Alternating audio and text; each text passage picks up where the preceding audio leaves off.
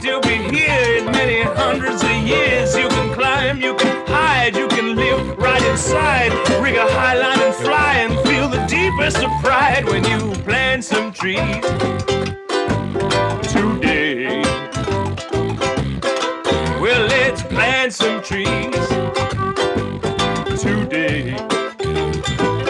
Oh, let's plant some trees today.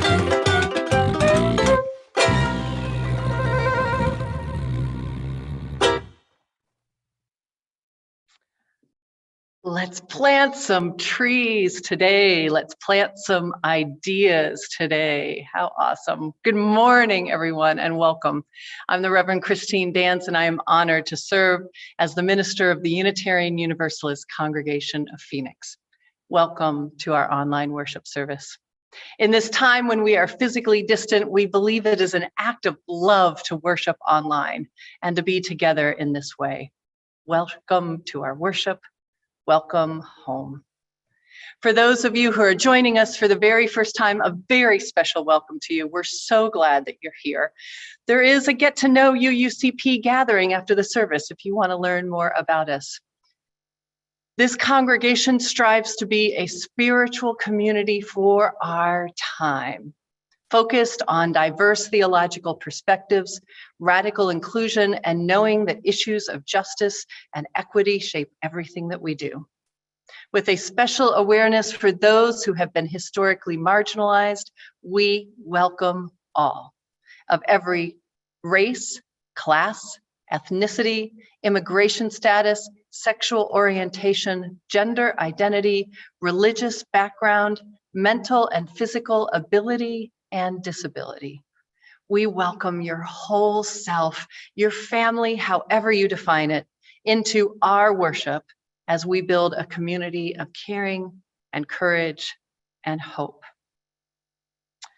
Before we begin our service, you'll notice that we have our memorial candle out. It is with great sadness that I let you know that Sue Ellen Davis died last Thursday from a heart attack. Sue Ellen was 90 years old and had been a member of this congregation since April of 1970, 51 years ago. Most recently, Sue Ellen was most involved with the senior women's group who have had very tight bonds with each other. We are still waiting to hear if there will be a service for Sue Ellen. In the meantime, I know that you will join me in sending her family and all who loved her our deepest condolences and the healing power of love as they grieve. And we thank Sue Ellen for her faithful service and devotion to this congregation.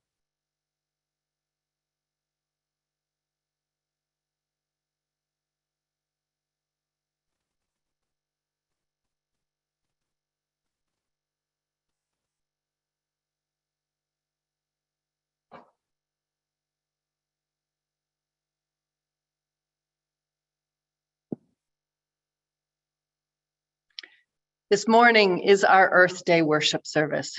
Like so many days, this whole day holds wonder and sorrow. Earth Day was first celebrated on April 22nd, 1970, that same year that Sue Ellen joined the congregation. It was a day to honor the earth and to participate in environmental teach-ins. Since then, awareness of climate change has increased. But at the same time, the dire consequences of climate change, which had already begun in 1970 but were barely recognized, have increased exponentially. And we are becoming more and more aware of the toll to humans and all species of life that it impacts. In looking for solutions to the environmental challenges, we have the unique opportunity to heal so many of the other hurts in our society. Today, we join together to hold our hope and our pain, to honor Earth and to recognize how deeply our relationship with Earth and our work for environmental justice is intertwined with whatever our beliefs may be. This is not the work of one day, and on this day, we do honor the Earth. I invite you to grab a chalice or a candle from your home as we recite our covenant, and my wife Karen lights our chalice. Love is the doctrine of this congregation. The quest for truth is our sacrament, and service is our prayer. To dwell together in peace, to seek knowledge in freedom, to share our strength in fellowship. Thus do we covenant. And I'd love to welcome for the very first time as our worship associate, Mary McManus. Good morning. I am Mary McManus, and I am honored to be your worship associate for my first time today. Let me introduce our worship team. We have our music director, Benji Messer. Our Zoom operator today is Justin Walgren. And our chaplain today is Carrie Lipschitz. Our communications and technology coordinator is Becca Briley. Katie Resendez and a bunch of special guests are joining us by video today. Our chat is open. You can chat with everyone or just to our panelists. Our service is automatically captioned to help with accessibility for all. As always, we invite you to check in to UUCP on social media with the hashtag UUAnywhere. There's much to do in our community, which you can find in our newsletter, Compass. You can sign up for Compass at our website, phoenixuu.org. And speaking of Compass, this week, we will go back to delivering it once a week, and you will see it arrive each Thursday. We give gratitude to all of those who participated in the phone banking yesterday to talk about our white neighbors and how we can reimagine policing in our community. Phoenix was the focus of the Unitarian Universalist National UU the Vote initiative, calling people in our community at the request of our partner, Poder in Action. Reverend Christine led the chalice lighting for the event. Next week, we have a special service by our own Phil Slager. As is traditional in the religion of his Pentecostal childhood, the service will begin with a half hour of music and singing. Be sure to join us at 10 a.m. for that, with the service beginning at 10:30. If you would like to learn more about our congregation, please join us for Get to Know UUCP after service today. The link is posted in the chat.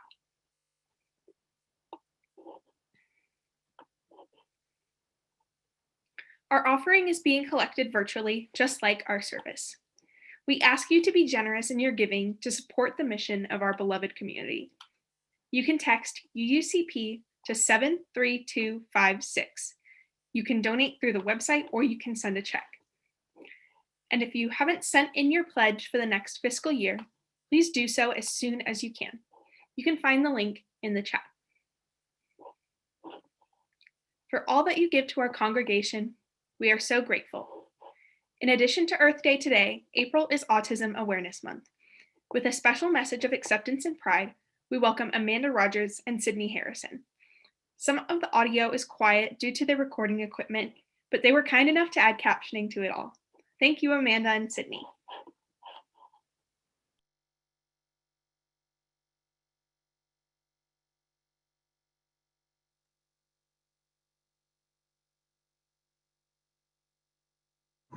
Hello, and welcome to Autism Awareness Month.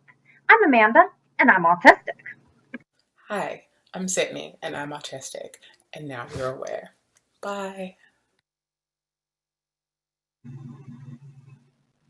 Real helpful, right?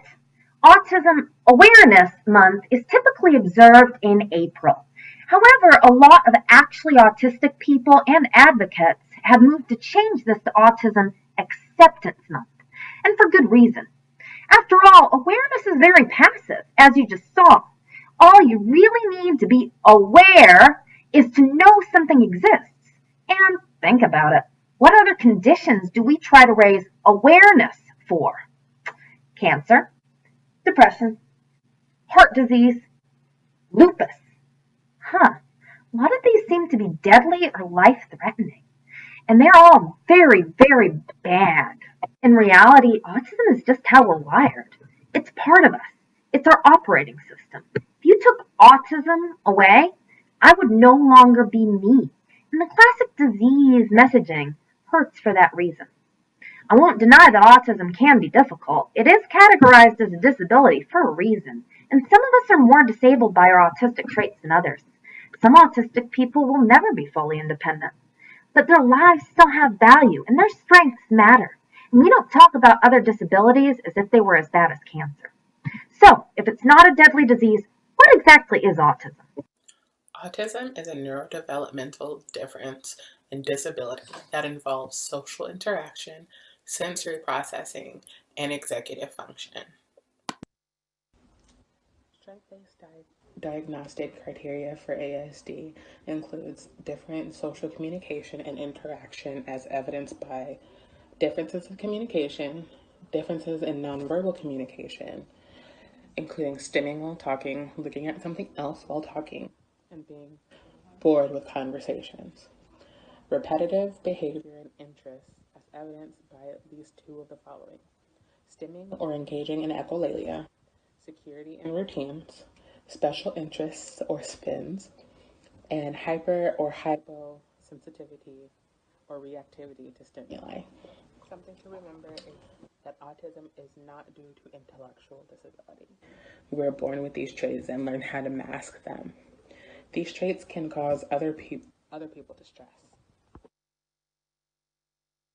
What it's not is a death sentence, and one of the main reasons it can be this disabling is because our society simply isn't designed for us and often is downright unwelcoming. Loud, bright, and full of confusing unspoken social rules that we just can't fulfill.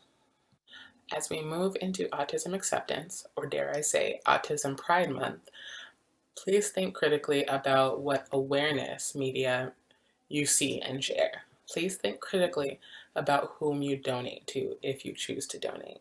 Avoid Autism Speaks. They put out damaging messages about autism. Little of their funding goes to helping autistics, and few board members are or have ever been autistic. Try ASAN or AWN instead. Please also avoid using puzzle piece symbols. They're infantilizing and a bit insulting. We're people, not puzzles. Please use the rainbow infinity symbol for neurodiversity instead. And finally, most autistic people prefer autistic person versus person with autism. Remember, neurology is not an accessory.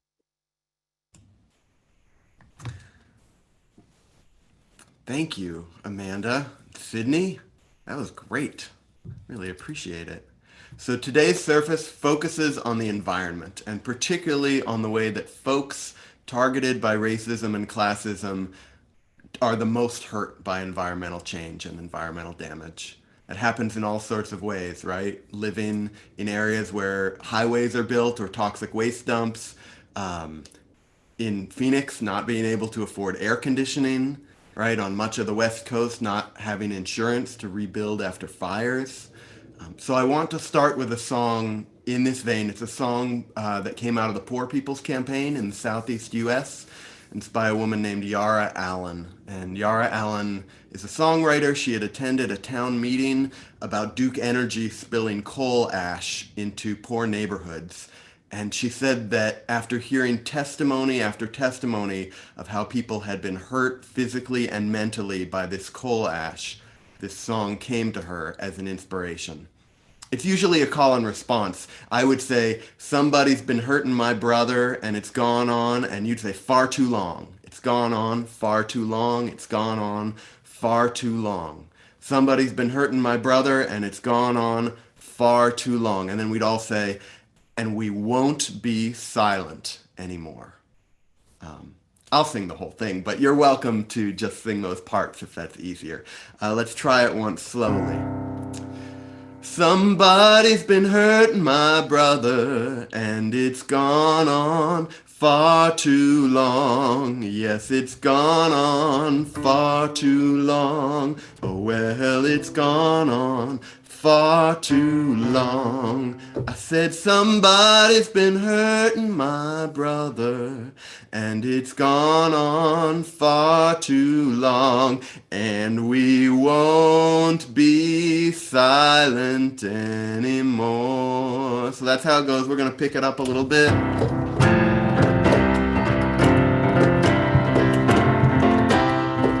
Somebody's been hurting my brother, and it's gone on far too long. Yes, it's gone on far too long. I tell you, it's gone on far too long. Well, somebody's been hurting my brother, and it's gone on far too long. And we won't be silent anymore. And my sister, somebody's been hurting my sister, and it's gone on far too long. Yes, it's gone on far too long. I tell you, it's gone on far too long. Well, somebody's been hurting my sister, and it's gone on far too long. And we won't be silent anymore. Somebody's been poisoning the water. Somebody's been poisoning the water, and it's gone on far too long. Well, it's gone on far too long. I tell you, it's gone on far too long. Well, somebody's been poisoning the water, and it's gone on far too long. And we won't be silent anymore. We won't be silent. And we won't be silent anymore. One more time. And we won't be silent anymore. Thanks, all.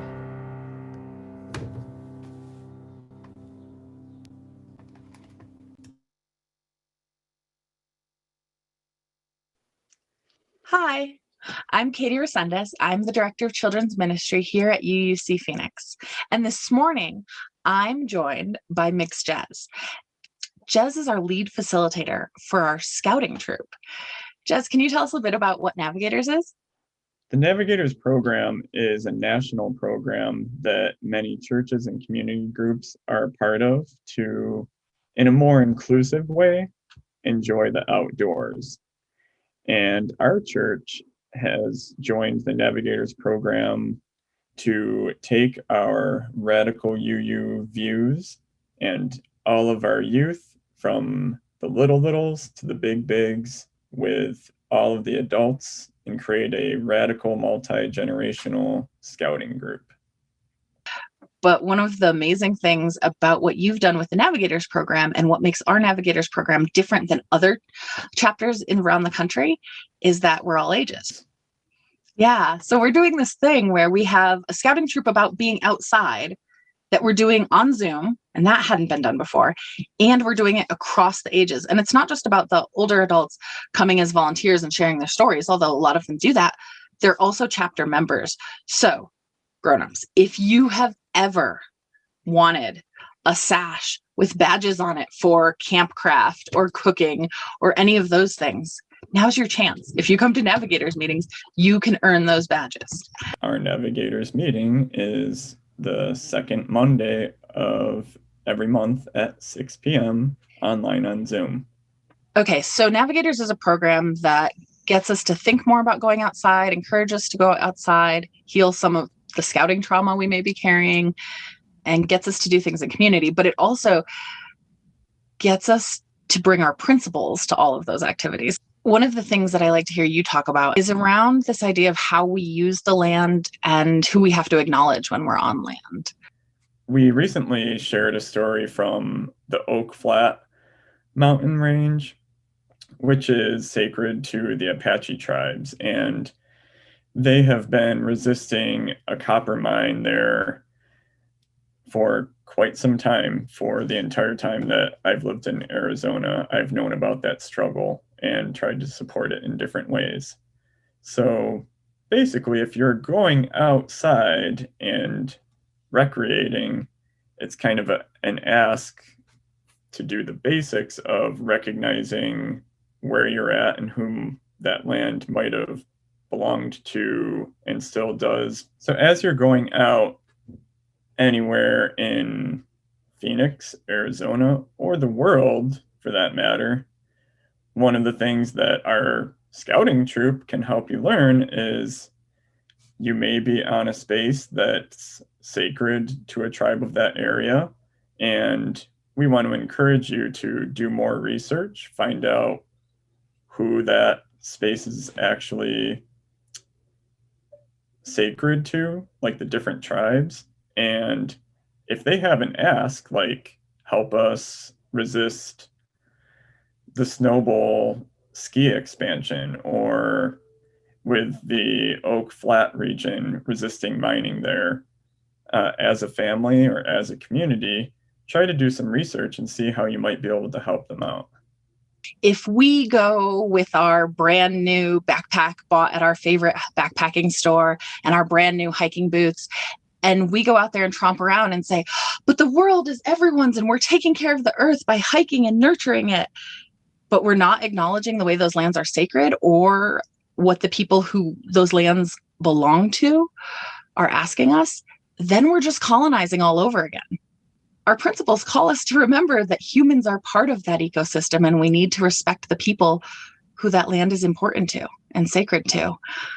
We ask people to ban plastic straws and fight against single-use plastic, which is really important. But the stuff we hear in the media and all of the news we hear about it is about you, Joe consumer. Stop buying plastic straws because it's killing the sea turtles. And we also know that there are corporations that are using a heck of a lot more single-use plastic than Joe consumer is. And so we want people to think bigger. Yeah, it's about what we use in our own homes and what we try to do in our own homes, but it's also about holding one another accountable and holding corporations accountable. And listening to the stories of the people that both created those stories before us and are still alive and present and here in our communities and in their own, and respecting their sovereignty and their existence. Last fall, even though I didn't necessarily always have lots of money due to the pandemic, I made sure I donated to the Autumn tribe that was resisting the border, because I know the border not only hurts that indigenous tribe and the people crossing the border, but also the animals and the ecosystem. So if you pay $12 to go to a state park, give some money to that tribe also, or if they have a donation request, find out where it is and bring them some of the things they need. And that way we're creating the alternate systems that support our UU values. It's our way of saying thank you and showing respect for the honor of getting to use that land. It's really awesome to watch David Attenborough films, but it's even cooler to learn what the tribes in your area are talking about.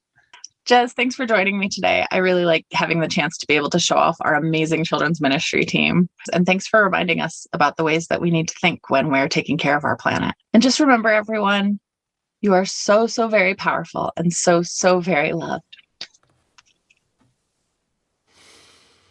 Oh, thanks. So this next piece of music is a great segue. It also reminds us to follow the leadership of Indigenous folks in environmental work. They have perspective about the earth that we've lost, those of us who are no longer indigenous to a place. It's an Algonquin water song. It's written by Irene Wawatai Jerome for grandfather William Commanda's 2002 Circle of the Nations gathering, which was in Canada. It was recorded with permission from their families and the Circle of All Nations foundations and the elders in Canada. And it's part of a water song project that encourages women everywhere to learn and sing this song, to become aware of their connection to water in their lives, and ultimately to protect water for future generations.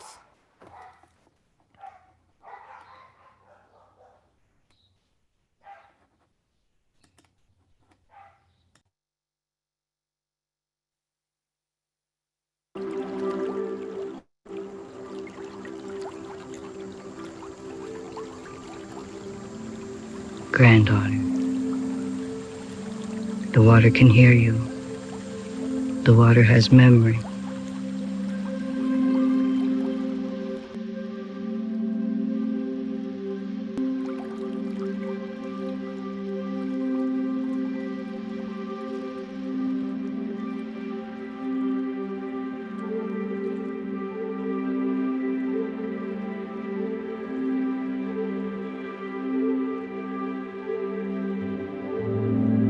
Nibi, Nibi, Wabo, Wabo, Endayan, Endayan. Nibi, Wabo, Endayan, Aki Mismi, Nibi, Wabo, Heya, Heya, Heya, Hey, Heya, Heya, Heya, Ho. Water is the life's blood of our mother, the earth. Water is the lifeblood of our own body. Nibi, Wabo, Endayan, Aki Mismi, Nibi, Wabo, Heya, Heya, Heya, Hey, Heya, Heya, Heya, Ho. To continue to pass on the knowledge that needs to be given unto the other generations. You are the keeper of the water.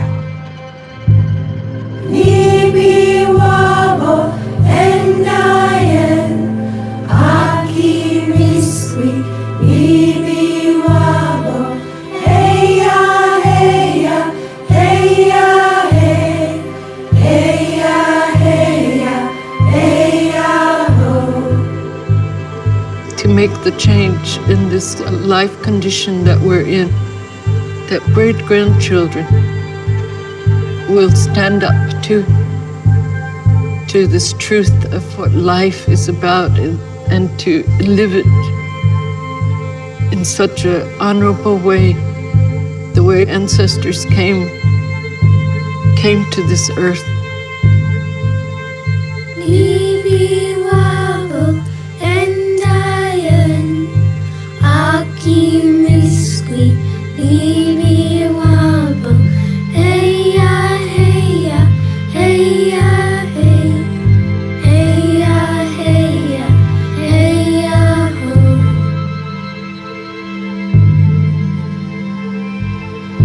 Each day when the sun rises, no matter how bad the day before might have been, there's a new chance for your hopes and dreams. And I say, Chimigwech, thank you for singing the water song. Nibi, Wabo, Endayan, Aki Mismi, Nibi, Wabo, Heya, Heya, Heya, Hey, Heya, Heya, Heya, Ho.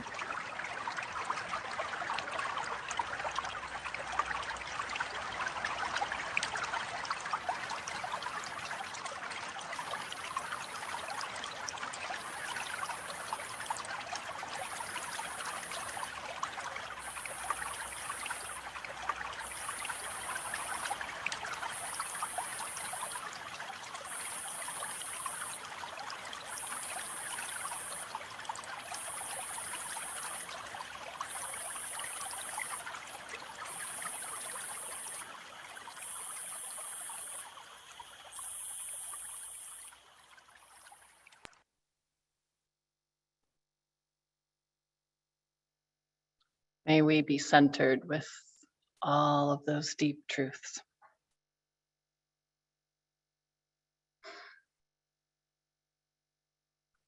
It's the time in our service when we share the joys and sorrows of our community. It's good to share, to be in community, to support each other, and to connect. Please write any joys or sorrows that you want the community to know about in the chat. Please put your name at the beginning of it and put the word private if you want it to not be shared out loud so that we can hold it in our hearts. And while you are entering your joys and sorrows, let me mention a few in our world. Our hearts are sick over the deaths this week at the hands of police. Dante Wright, Adam Toledo, and Matthew Zadok Williams. Say their names. In addition, 8 FedEx employees were killed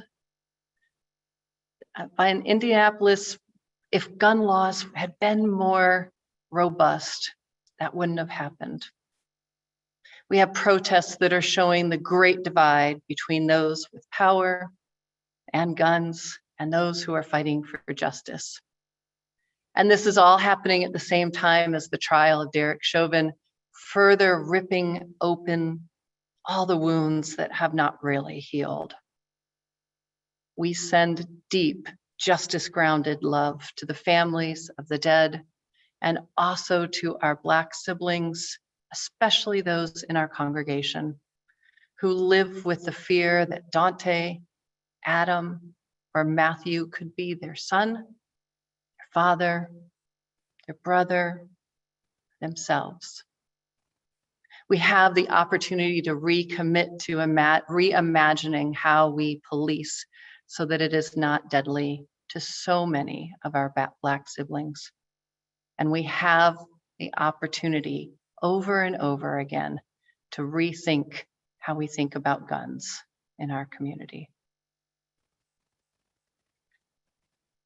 With a deep breath and deep love, let us share the joys and sorrows of our community.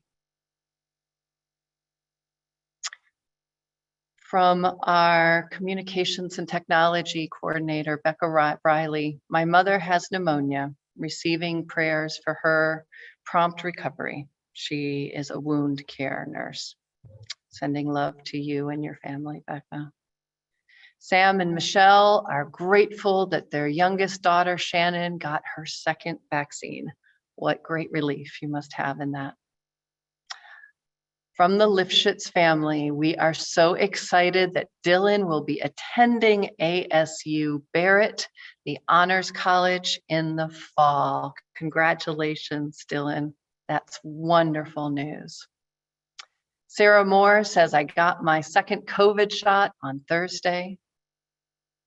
And that's terrific. John Williams has a joy. Daughter Marianne will be able to rent an apartment on the property where she works in North Scottsdale as a leasing manager and get a discount. Mary McManus says, I am glad to say that I have committed to the George Washington University in the fall. How wonderful, Mary. And please know that even though Dylan, Mary, you're going off to college, you might be moving away, Mary, you are still here with us. We will be holding you with us and we're not letting go of you. From Walt D, I've got my second COVID shot last week. Hooray. Wonderful news from Dale Weebush and Benny Hodis. We are very excited to be engaged, to be married. Can we all give a big woot, woot, woot for that? And Joe, a joy at getting together yesterday with neighbors outside, laughing and enjoying the company. A joy from Eric Arellano. I've been loving the encounters with the Bible class from UUCP. We have an amazing community. Thanks to all who have shared.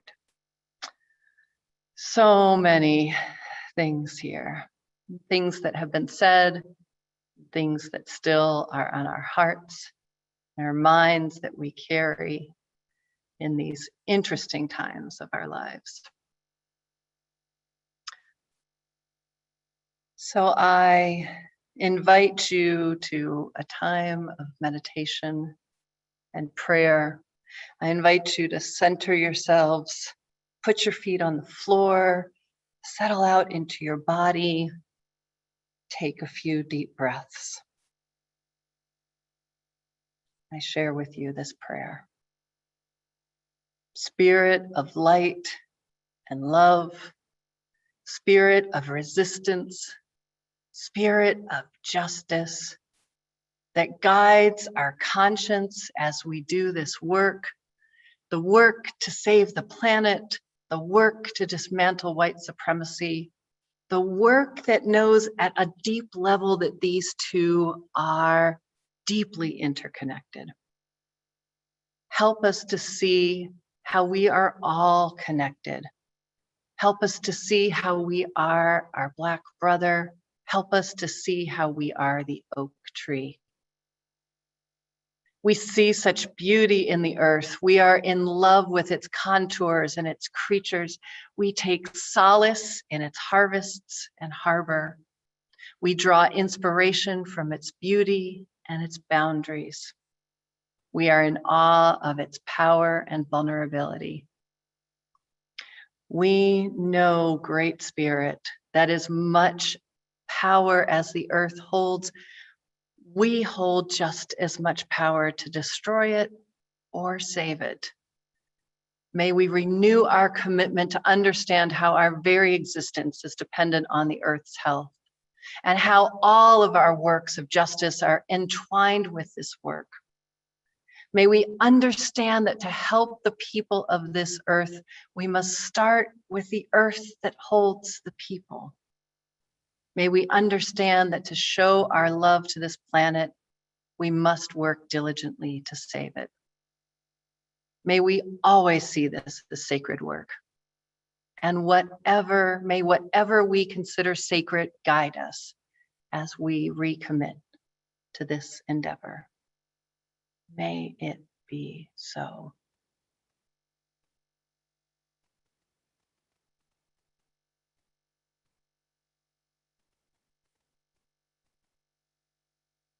Amen.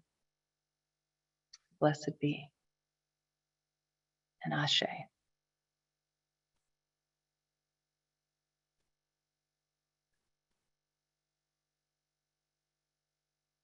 I invite you now to join with several of our congregants as they share their love letters to the earth, a project of our Earth Justice Ministries and Arizona Interfaith Power and Light.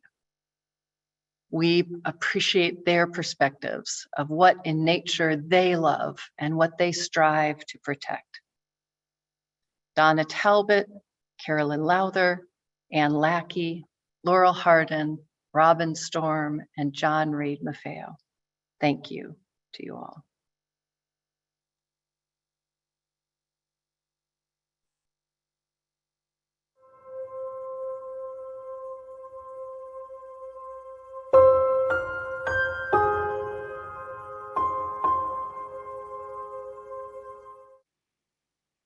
To my mother, Gaia, Earth, we come from you, and to you we shall return. I say this prayer every morning and every evening when I take my morning walk and when I go out at night to see the stars. I am your child. I do love you. Earth, you are my child too. I need to take care of you. I have learned to recycle and reuse. I use less water and not let it run. You are so beautiful. I get out every day to see your wonders, even when it's hot. I want to leave this wondrous beauty for the generations to come after me. Bless you, my mother. Your daughter, Donna Talbot. I am Carolyn Lowther, and I'm grateful for the beauty of nature. I grew up 30 miles west of New York City, and I went to college and grad school in Philadelphia. So I am a city kid through and through. 25 years ago, I wanted to go on an adventure, and I chose whitewater rafting. I researched and found that the Grand Canyon had the most exciting adventures by far. So at age 50, I was helping to steer a small raft down the Colorado River.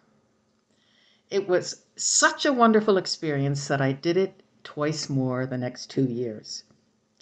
While I was in the area, I visited Flagstaff, Sedona, and the Phoenix area, and was amazed by the beauty of the Southwest. After many vacations here, I bought a condo, and I have lived here off and on for the past 17 years while still maintaining a presence in New Jersey.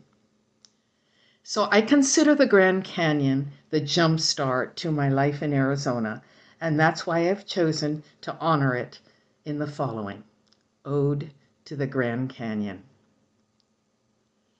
Your beauty is legendary. Your ability to inspire love, awe, and harmony is unequaled. For years, you have provided untold adventures for millions of people around the world. I and many like-minded others will work to keep you pristine and ready to enthrall the next generation. Just outside our fence line is this cholla. And in that cholla is a bird's nest. And in that bird's nest is a little bird that you can see just moving. He or she has been growing there all spring as his parents have been bringing him food.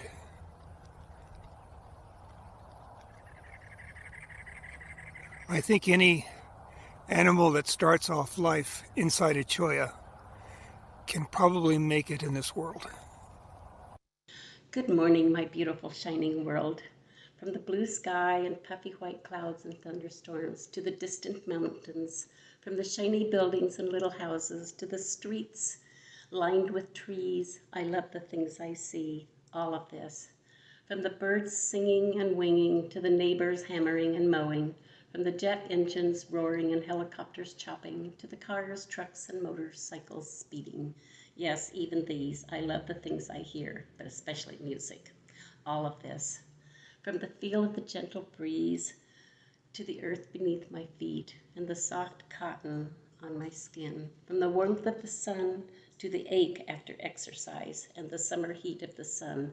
Yes, even these. I love the things I feel. All of these. From the scent of orange blossoms to the aroma of onions cooking, the fragrance of skin cream given by a daughter, the odor of traffic, well, maybe not so much, but mostly I love the things I smell, all of this. From sunrise to sunset, from full moon to crescent, all of this makes up my beautiful shining world, and I am part of all of this.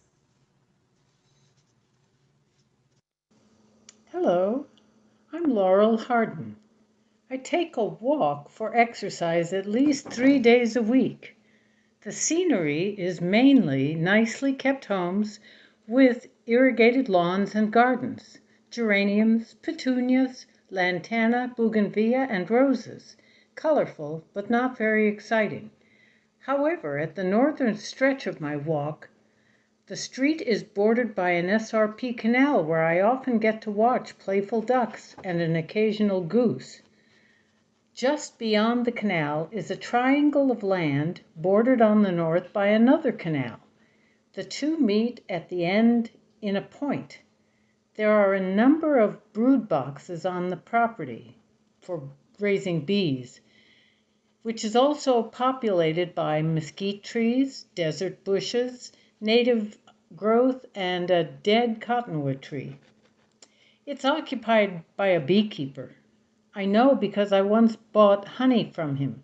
He put a sign at the end of his driveway, which is on a pretty busy major street.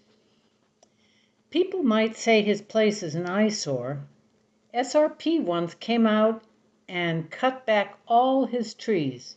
He put up a no trespassing sign to stop that.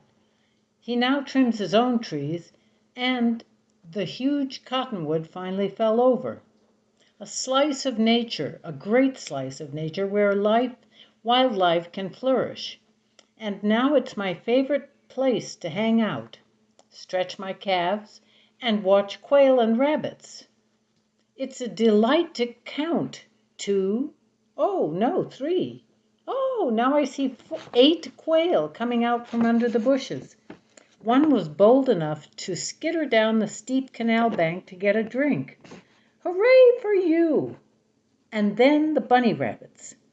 First 2, then 3, then 5, hopping out of the undergrowth. They, too, had the courage to inch down and finally get to the water's edge and drink. I just love watching how nature protects its own, and they flourish even though adapting to the man-made canals. Keep up the good work, beekeeper.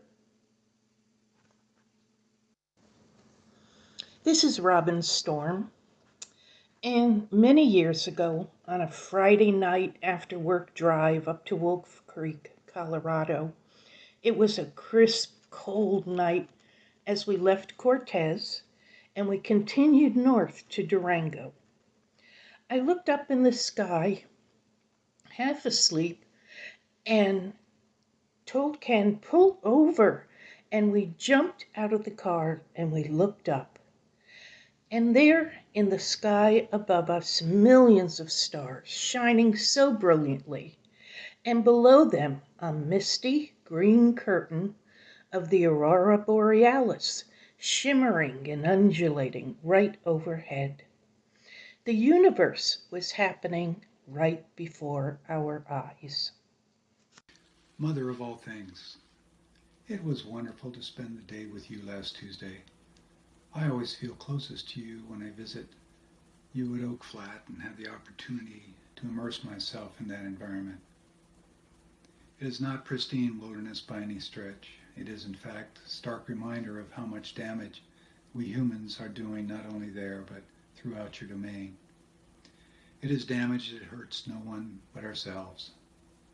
If we end up destroying our planetary environment, we will probably become extinct along with millions of species before us. Or perhaps evolve into a species that has more respect for the web of interdependencies that we all share. In either case, your domain will continue to dance the dance of life as it always has. Your gift was at the very beginning when you poured out the universe and enabled it to evolve into what it has become. You had no vision, no plan, no expectation as to what it would be. You created a reality of opportunity at the macro and micro level and have let it run its course. That is why I love you so much. I find myself living in a world surrounded by challenges and opportunities, a world of slow but constant change, a world in which I am very much an alien in many ways and almost completely unable to affect any significant change. That said, I will find ways to honor your gift by not demanding more than I need and sharing as much as I can. I think about you frequently and know that you love me as much as I love you. Thank you for everything.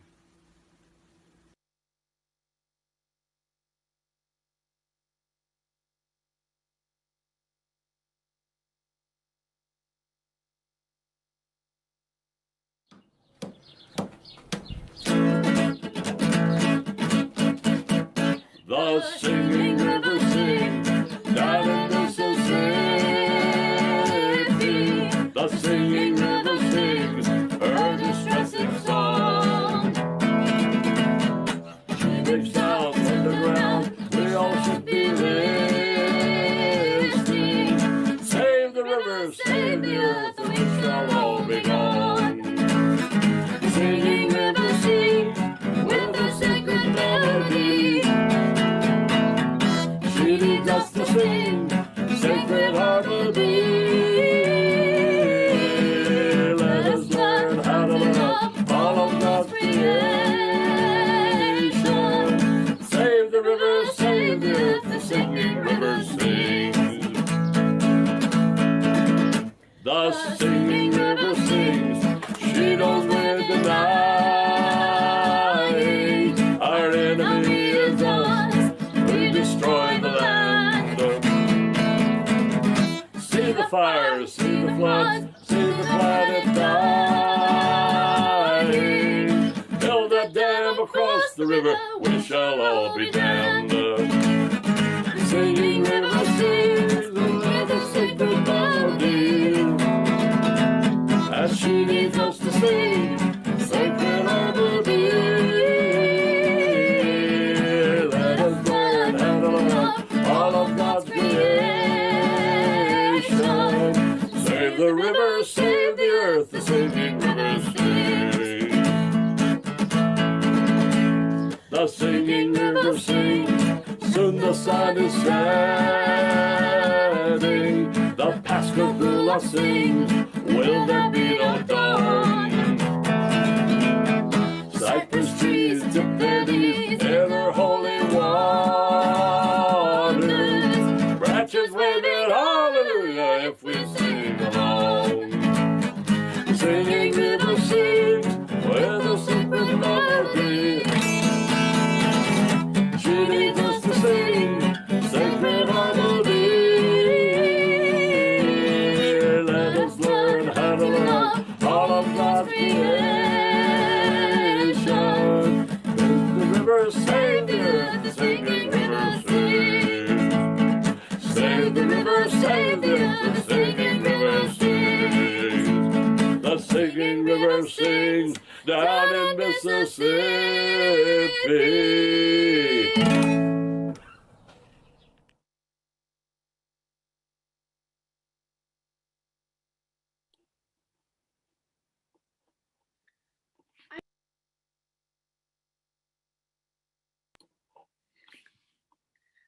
I want you to think of when you were 28 years old, if you have made it further than that.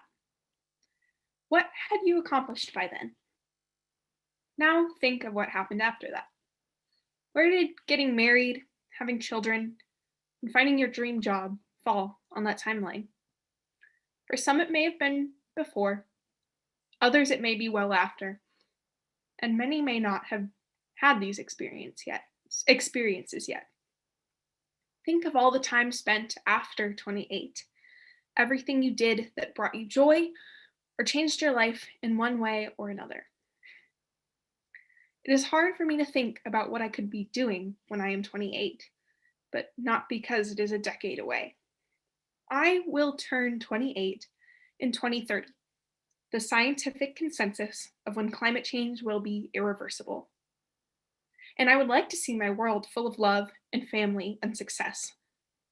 But until the people in charge do something, all I picture for my future is burning and flooding and extinction. So, while we heard our love letters to the earth, I want you to ask yourself if you care about her enough to keep her safe for us. And what are you willing to do to fight for her? Because even the smallest contribution brings us one step closer to seeing the earth thrive when I am 29.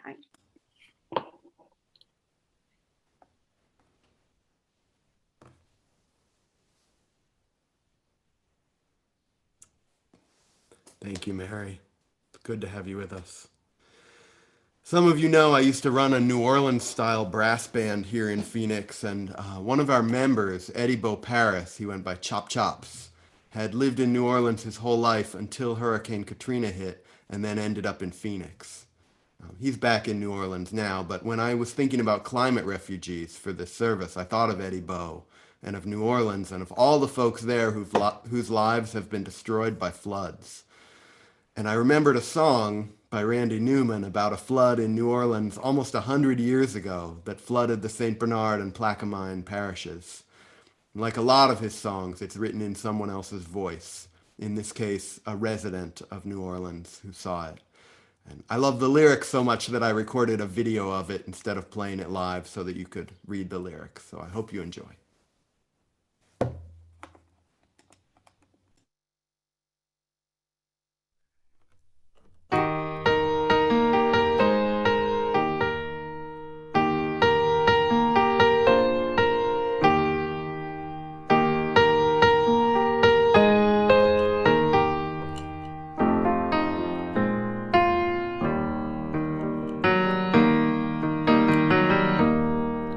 What had happened down here is the wind had changed.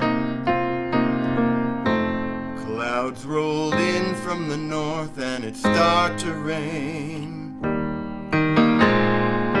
It rained real hard and it rained for a real long time. 6 feet of water in the streets of Evangeline. The river rose all day, the river rose all night. Some people got lost in the flood, some people got away all right. The river has busted through, clear down to Plaquemine.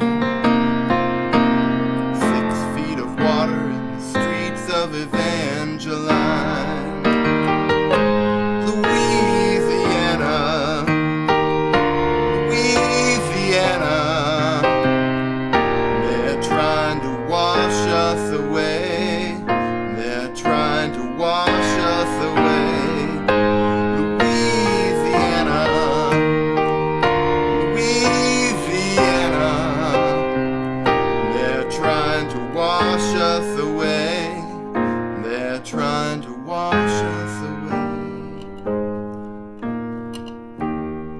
President Coolidge come down in a railroad train with a little in his hand. Presidents say, little fat man, isn't it a shame what the river has done to this poor cracker's land? Louisiana, Louisiana, they're trying to wash us away. They're trying to wash us away. Louisiana, Louisiana, they're trying to wash us away. They're trying to wash us away. They're trying to wash us away. They're trying to wash us away.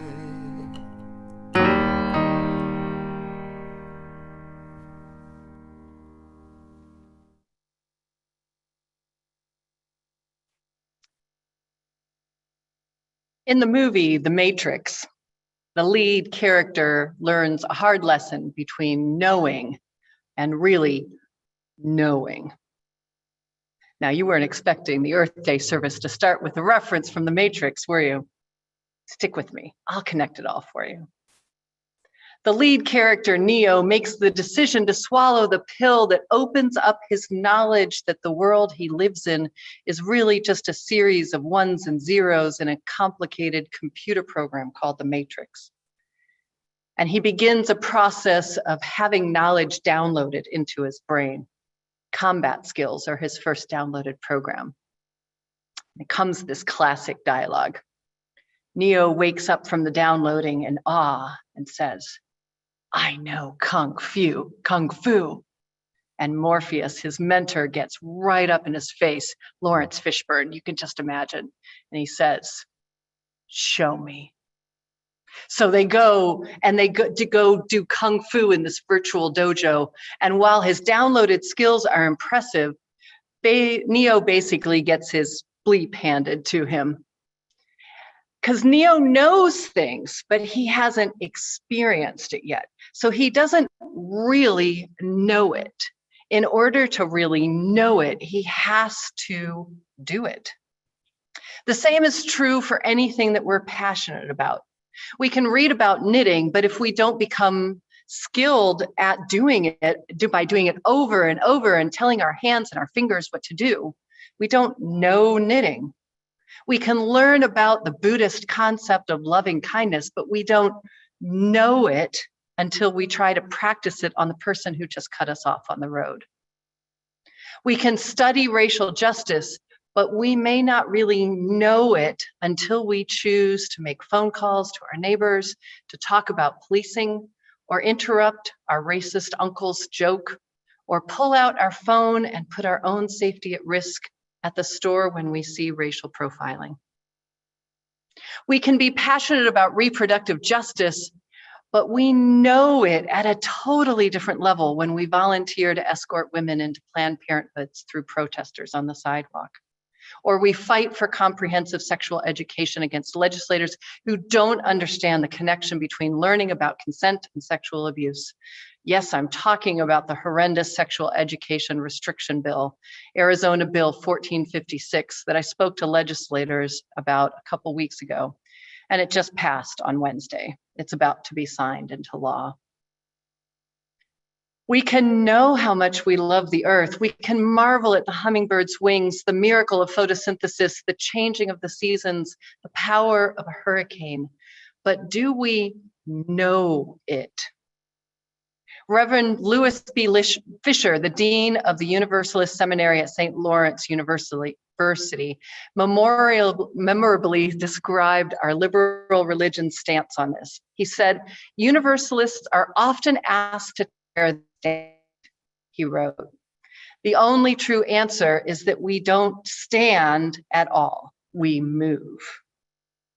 We can read and know all the things, but our faith does not call us to just know, but to act, to know. We love the earth. We know it is in danger. And what do we do with that love?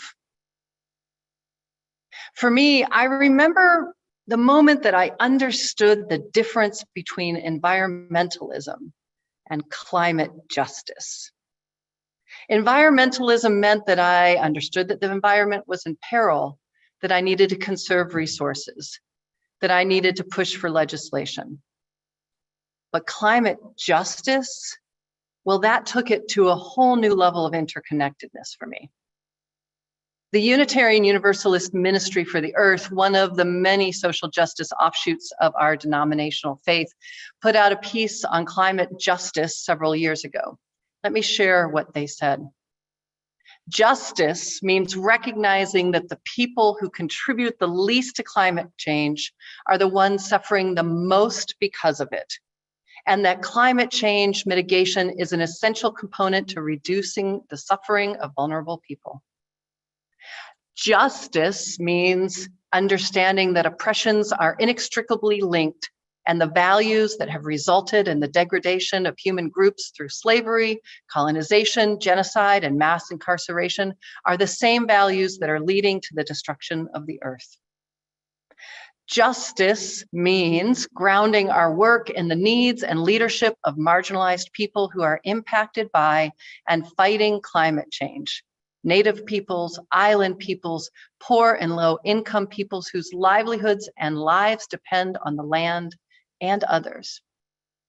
Justice means working for intergenerational equity, honoring the leadership of youth and elders, recognizing that today's children will carry the burdens of climate change forward.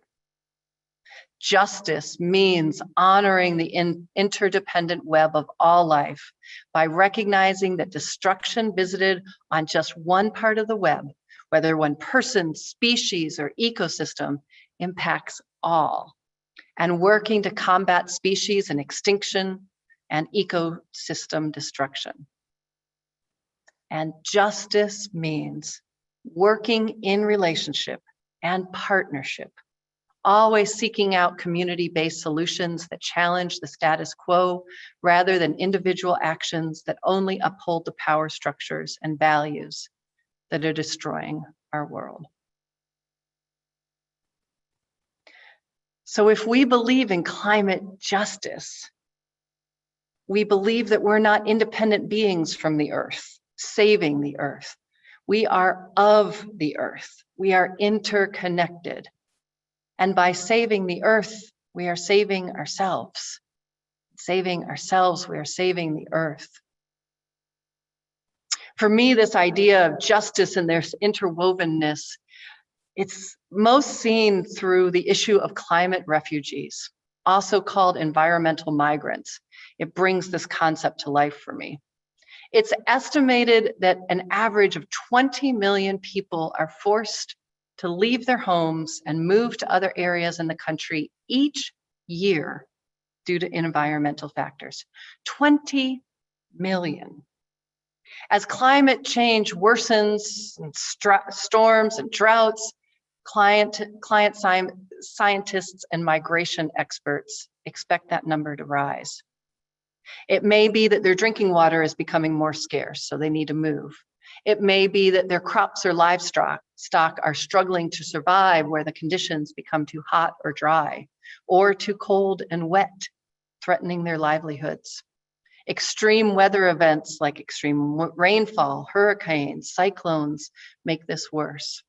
These changes exacerbate existing political or racial tensions in the area, adding to the potential for even more war and strife. These are the people who have truly moved from knowing climate change to knowing climate change. And there will be more and more who know. A World Bank report in March projects that within 3 years of the most vulnerable regions, which are the sub-Saharan Africa, South Asia, and Latin America, 143 million people could be displaced by these impacts by 2050. In Bangladesh, hundreds of thousands of people are routinely uprooted by coastal flooding, making a treacherous journey to the slums of the capital, Dhaka. In West Africa, Lake Chad has virtually disappeared because of the desertification and that has empowered terrorists and forced more than 4 million people into camps. But it's a problem in the United States. We saw with the Hurricane Maria in Puerto Rico, 2/3 of Puerto Ricans were displaced from their homes, thousands of them for months or years. And local governments officials have spent years working to preemptively relocate more than a dozen small coastal communities in Alaska and Louisiana that are disappearing into the rising sea already. So how do we take our knowledge of this, of our interconnectedness, and of all of this related human suffering, and take it deeper so that we really know it? Because I know what you all are thinking, or some of you, we can't do it all. Like, I can't do all this by myself. It's just too overwhelming. But I want to tell you that it is about knowing more deeply about what you're passionate about and then connecting climate justice to it. Whatever topic you are immersed in, put this lens of climate justice over it. It's about seeing how it's all related and interconnected. So let's go back to some of our examples from before. If your passion is racial justice, wonderful. And you can more deeply understand that it is our Black and brown siblings who are being most impacted by the climate change issues. You can see how the issues of consumption and capitalism have made the poor, who are disproportionately Black and brown, and have made climate change worse, as well as making issues of race more accentuated. So be passionate about racial justice, but make sure you see where climate justice fits in with it. If your passion is reproductive justice, awesome. And you can imagine how difficult it is to have access to birth control if you're in a refugee camp hundreds of miles away from home. You can imagine that family planning might be something that is much less accessible if you are on the move, looking for land where your animals can graze. If you are fiercely humanist, you can understand how the issues of climate change affect every single human on this planet. If you are fiercely earth-based, then you can see how the actions of humans are changing what is sacred to you. We as Unitarian Universalists are learning to expand our thinking from how we as individuals experience freedom to practice our faith or belief, and moving it into how to understand how we as the collective experience that freedom and liberation. It is not just how I interact with nature, but how we collectively save each other. We started this service with a sampling of your love letters to this earth. And let me conclude it with what I imagine as the love letter from Earth to us. Dear humans, I love you dearly.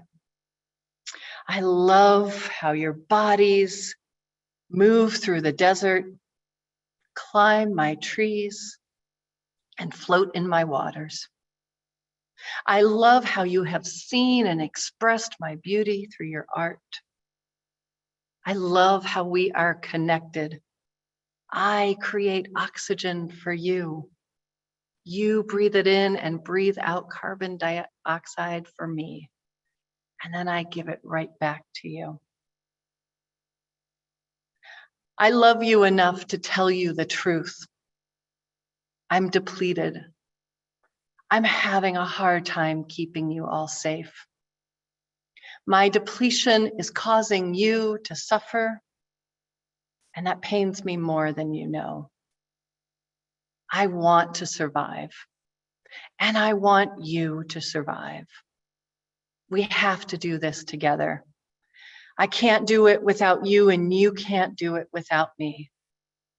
In everything you do, I urge you to understand this truth and apply it.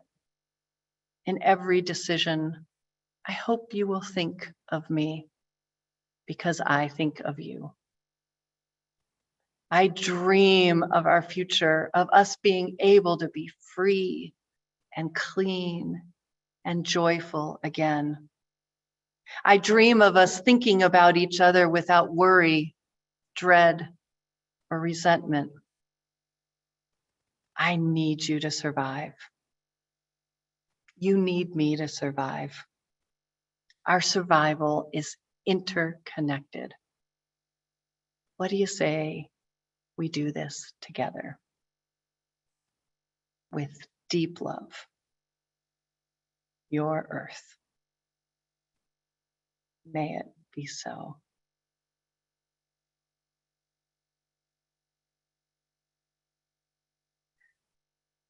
Our closing hymn is actually a poem.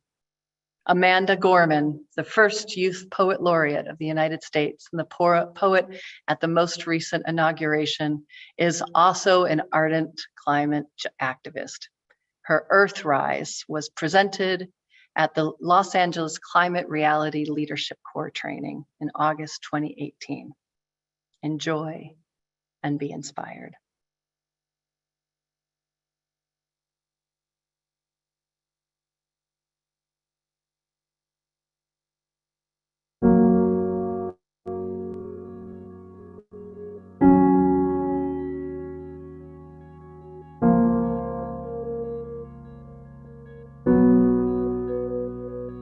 On Christmas Eve, 1968, astronaut Bill Anders snapped a photo of the Earth as Apollo 8 orbited the moon. Those three guys were surprised to see from their eyes a planet looked like an Earthrise, a blue orb hovering over the moon's gray horizon with deep oceans and silver skies. It was our world's first glance at itself, a first chance to see a shared reality, a declared stance, and a commonality, a glimpse into our planet's mirror. And as threats drew nearer, our own urgency became clearer as we realized that we hold nothing dearer than this floating body we all call home. We've known that we're caught in the throes of climactic changes some say will just go away, while some simply pray to survive another day. For it is the obscure, the oppressed, the poor who, when the disaster is declared done, still suffer more than anyone. Climate change is the single greatest challenge of our time. Of this, you're certainly aware. It's saddening, but I cannot spare you from knowing an inconvenient fact, because it's getting the facts straight that gets us to act and not to wait. So I tell you this not to scare you, but to prepare you, to dare you to dream a different reality where, despite disparities, we all care to protect this world, this riddled blue marvel, this little true marvel, to master the verve and the nerve to see how we can serve our planet. You don't need to be a politician to make it your mission to conserve, to protect, to preserve that one and only home that is ours. To use your unique power to give next generations the planet they deserve. We are demonstrating, creating, advocating. We heed this inconvenient truth because we need to be anything but lenient with the future of our youth. And while this is a training in sustaining the future of our planet, there is no rehearsal. The time is now, because the reversal of harm and protection of a future so universal should be anything but controversial. So, Earth, pale blue dots, we will fail you not. Just as we chose to go to the moon, we know it's never too soon to choose hope. We choose to do more than cope with climate change. We choose to end it. We refuse to lose. We do this and more, not because it's very easy or nice, but because it is necessary. Because with every dawn, we carry the weight of the fates of this celestial body orbiting a star. And as heavy as that weight sounded, it doesn't hold us down, but it keeps us grounded, steady, ready, because an environmental movement of this size is simply another form of an Earthrise. To see it, close your eyes, visualize that all of us in this room and outside of these walls or in these halls, all of us change makers, or in a spacecraft floating like a silver raft in space, and we see the face of a planet anew. We relish the view we witness. It's round green and brilliant blue, which inspires us to ask deeply, wholly, what can we do? Open your eyes, know the future of this wise planet is right in sight. Right in all of us, trust this earth uprising, all of us bring light to exciting solutions never tried before, for it is our hope that implores us at our uncompromising core to keep rising up for an earth more than worth fighting for.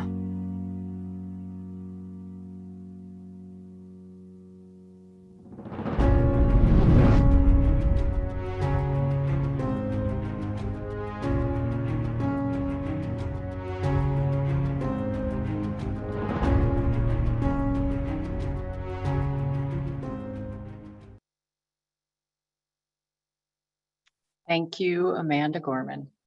Is an earth worth fighting for.